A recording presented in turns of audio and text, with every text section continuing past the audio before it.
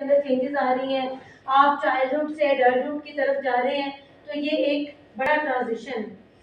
Body के लिहाज से, आपके इमोशनल रेसिप्रोसिटी के लिहाज से आप पहले कम रिएक्टिव होते हैं, बाद में आप ज़्यादा रिएक्टिव हो रहे हैं। आपकी सोशल प्रेफरेंसेस के लिहाज से पहले आप फैमिली का अच्छा बच्चा बनना पसंद करते हैं और बाद में आप आहिस्ता आहिस्ता अपने फ्रेंड्स का हीरो बनना पसंद करते हैं। जो फैमिली का अच्छा बच्चा होता है उसको फ्रेंड्स क्या कहते हैं? बर्गर और मम्मी डैडी, और कितना बुली करते हैं फ्रेंड्स। ये तो जा रहा है अपनी अम्मी की गोद में, अम्मी की गोद में जा रहा है ना, लेकिन वो कहेंगे अब ये बर्गर, यार तुम तो मम्मा के पास ही जाओ, ये मम्मीज बॉय है। मम्मीज बॉय भी सुना हुआ है ना।